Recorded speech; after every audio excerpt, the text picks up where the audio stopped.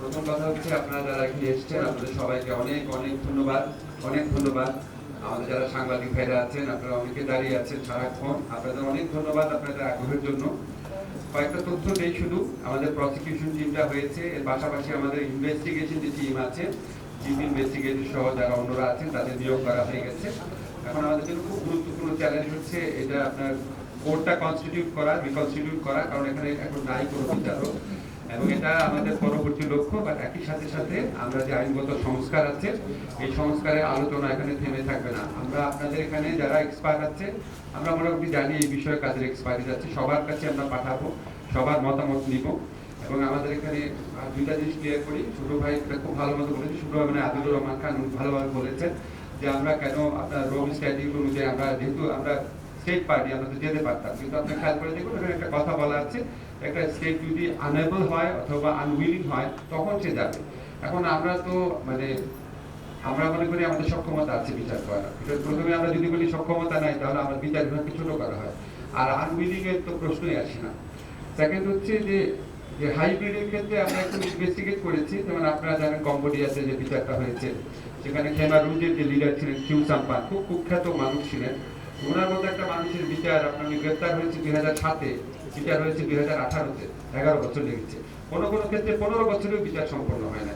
তো আমাদের কাছে মনে হচ্ছে এখানে একটা অনেক বড় দীর্ঘসূত্রিতা থাকে, আর আমাদের একটা ন্যাশনাল ইমোশনের ব্যাপার আছে, আমরা এই বিচার প্রক্রিয়ায় খুব কাছাকাছি থাকতে চাই।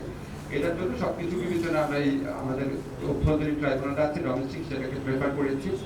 একটা কথা শেষ বলতে চাই, আমি তো প্রথম দিন থেকে বলছি আমরা এখানে কোনো প্রতিশোধ চাওয়া, কোনো প্রতিহিংসা এটা না, আমরা সুবিচার চাই। আপনারা নিজের চোখে দেখেছেন কি ভয়ঙ্কর হত্যাকাণ্ড ঘটেছে। আমরা কখনো বিশ্বাস করতে পারতাম না যে মানে একটা দেশের মানুষ আরেকটা মানে একটা দেশের, আমি একটু বলতাম একটা বৃদ্ধ প্রজন্ম একটা তরুণ প্রজন্মকে উন্মত্ত ভাবে খুনের নেশায় ভেবেছিল। আমাদের চোখের সামনে আমরা সব দেখেছি। যত বেদনা বুকের ভিতর থাক, যত ক্ষোভ বুকের ভিতর থাক, আমরা এই চ্যালেঞ্জটা সম্পর্কে সম্পূর্ণ সচেতন আছি যে আমাদের এই বিচারটা সবার কাছে গ্রহণযোগ্য হতে হবে। আমার বুকের ভিতর যত কষ্ট থাক, যত হতাশা থাক, যত আপনার ক্রন্দন থাকুক, ক্ষোভ থাকুক, বিচারটাকে অবশ্যই আমাদের সবার কাছে গ্রহণযোগ্য হতে হবে। আমরা সচেতন আছি, আমরা একটা ডিপলি পোলারাইজ সোসাইটিতে বাস করি। আমরা সচেতন আছি এই দেশে বিচারের নামে কি ধরনের অবিচার হয়েছে অতীতে, আমরা সবকিছুই জানি, এবং এই জন্য আমরা সচেতন আছি যে এটার প্রতিফলন আপনারা আমাদের বিচার কার্যের মধ্যে দিয়ে দেখবেন। আমরা সর্বোচ্চ ভাবে চেষ্টা করব শুধুমাত্র আগের যে ইন্টারন্যাশনাল ক্রাইম ট্রাইব্যুনাল একটা বিচার যে আছে সেটার চেয়ে তো অবশ্যই অনেক গুণ ভালো, নিরপেক্ষ, গ্রহণযোগ্য বিচার হবে। আমরা চেষ্টা করব আন্তর্জাতিক বিশ্বের কাছে এবং এখানে বাংলাদেশি যারা প্রতিটা মানুষের কাছে যেন এই বিচার গ্রহণযোগ্য হয়। যেসব নেতারা বা যে সমস্ত ব্যক্তিরা এখানে বিচার কার্যের সম্মুখীন হবে, তাদের যারা সমর্থক আছে তাদেরও যেন মনে হয় হ্যাঁ সত্যি উনি অন্যায় করেছে বা উনি অন্যায় করে নাই, তারাও যেন কনভিন্স থাকে। আমরা এই সমাজে আর ক্ষত চাই না, বিভাজন চাই না। আমরা বিচারের মধ্যে দিয়ে একটা রিকনসিলিয়েশন প্রসেসে শুরু করতে চাই, যে সবাই যেন একমত হয় এই বিচারটা যেটা হয়েছে, এটা বিচারে যে শাস্তি পেয়েছে যদি পায় তা অবশ্যই তার প্রাপ্য ছিল। এই ধরনের একটা শ্রেষ্ঠ মাত্রায়, সর্বোচ্চ শ্রেষ্ঠ মাত্রায় বিচার প্রতিষ্ঠা করার প্রত্যয় নিয়ে আমরা এগিয়ে যাব। আপনাদের সাথে মাঝে মাঝে কনসালটেশন করব।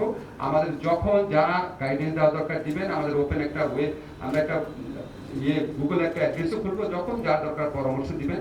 আপনাদেরকে একটা কথা বলতে চাই, আমরা সচেতন ভাবে কোন রকম কোনো অন্যায় করব না, সচেতন ভাবেও করতে চাই না। সেজন্য সারাক্ষণ আপনাদের ওয়াচডগের মধ্যে থাকবো, সারাক্ষণ আপনারা ওভারসাইট একটা মেকানিজমের মধ্যে আমরা নিজেদের রাখতে চাই। আপনাদেরকে সব সময় এই পুরা প্রক্রিয়াতে সহযোগী করতে চাই।